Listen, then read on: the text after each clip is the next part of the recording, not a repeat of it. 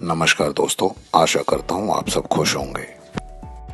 आज मैं आपको पापुआ न्यू गिनी देश के बारे में कुछ बताने जा रहा हूँ, जहाँ मुझे लगता है महिलाओं के लिए कोई कानून ही नहीं है।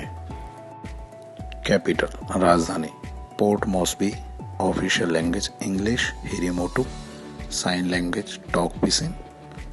इंडिपेंडेंस फ्रॉम ऑस्ट्रेलिया 15 जुलाई 1949, declared 16 सितंबर 1975। Currency kina. Papua New Guinea महिलाओं के लिए दुनिया का सबसे खतरनाक देश। कुछ अनुमान ये बताते हैं कि यहाँ पर 70% महिलाओं को बलात्कार या किसी किस्म की यौन हिंसा का शिकार होना पड़ा। बीबीसी के अनुसार कुछ लोगों से मुलाकात पर यह पता चलता है कि कुछ लोग जो महिलाओं के खिलाफ हिंसा को सही ठहराते हैं। यहाँ पर घरेलू हिंसा और बलात्कार का रेट सबसे ज्यादा है, लेकिन हैरानी की बात तो यह है कि सिर्फ गिने चुने आरोपियों को ही सजा मिल पाती है। पुलिस ऑफिस के हिसाब से जनवरी से मई 2018 में घरेलू हिंसा और बलात्कार के कम से कम 6000 मामले दर्ज हुए। अगर आप वहाँ किसी आम नागरिक को पूछोगे तो बोलेगा यहाँ जो कोई महिला गर्लफ्रेंड है, पत्नी है या दोस्त है, उसके साथ हिंसा होना यहाँ पर आम बात है। पापुआ न्यू गिनी में स्थानीय बदमाशों को रास्कल्स कहा जाता है। इन लोगों पर यहाँ बलात्कार के सबसे ज्यादा मामले दर्ज है। इन लोगों के अनुसार गैंगरेप आम गतिविधियों में शामिल है। और बड़ी बात तो यह है, ये लोग इस बारे में खुलकर बात करते। इनको ना कैमरा और ना पुलिस का कोई डर। रास्कल ने बीबीसी को बताया, महिलाएं आसान शिकार हैं, उन्हें लूटना पीटना आसान है, और अगर आप किसी महिला को सड़क पर पीटते हैं तो कोई भी उसका विरोध नहीं करेगा। ये एकदम आम है। अगर आप मॉस्बी सिटी में किसी भी महिला को गौर से देखोगे तो आपको उसकी निगाहों से साफ पता चल जाएगा कि ये महिला खतरे में जी रही है। सिटी में महिलाओं के खिलाफ ज्यादा हिंसा बढ़ने पर यहाँ की सरकार ने एक कदम उठाया और सेफ हाउस नाम के घर बनाए। सेफ हाउस में एक सुजैन के अनुसार, जिसकी शादी 2000 में हुई, 18 साल तक घरेलू हिंसा झेलने के बाद सुजैन की हिम्मत ने जवाब दे दिया। सुजैन का पति उसे बहुत मारता था।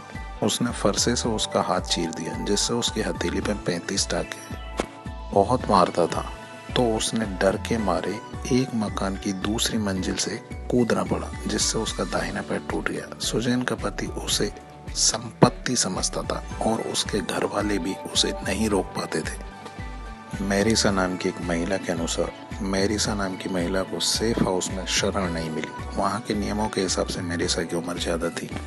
मैरिसा ने बीबीसी को बताया, उसका दामाद उसे बेल्ट से पीटता है और वो उसके साथ रेप करना चाहता है। उसने उसकी दोनों बेटियों के साथ भी रेप किया, लेकिन उसके परिवार को अभी तक पुलिस की कोई मदद तक नहीं मिली। पापुआ न्यू गिनी में महज 5 साल पहले फैमिली प्रोटेक्शन एक्ट बना गया, जिसके अकॉर्डिंगली घरेलू हिंसा को एक अपराध की श्रेणी में रखा गया है, जिसके लिए सिर्फ 2 साल की सजा और आरोपी को $2000 अमेरिकी का जुर्माना देना पड़ता है। पापुआ न्यू गिनी में घरेलू हिंसा के खिलाफ रिपोर्ट दर्ज कराने का कल्चर बहुत कम है। यहाँ महिलाएं शिकायत करने से बचती हैं।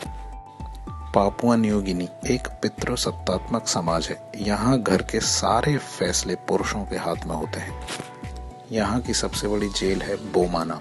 जेल में 27 लोगों के ग्रुप पर, जिसमें 12 लड़कों पर रेप का आरोप है, जिसमें से सबसे युवा लड़का 13 साल का है। 39 वर्षीय एक क्रिमिनल, जिस पर 10 साल की लड़की का रेप का आरोप है। वो बोलता है लड़की उसके घर पर आई थी, उसने हथियार के दम पर उससे ये सब नहीं किया। वो इसे रेप नहीं मानता।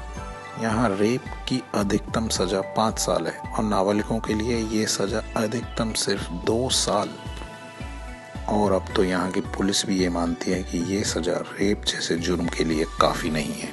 मेरे हिसाब से ऐसे लोगों को जीने का कोई हक नहीं है। ऐसे लोगों के लिए सख्त कानून होने चाहिए। धन्यवाद। Please like share and comment. अपना ध्यान रखिए। फिर मिलेंगे न्यू इन्फॉर्मेशन के साथ। जय हिंद दोस्तों।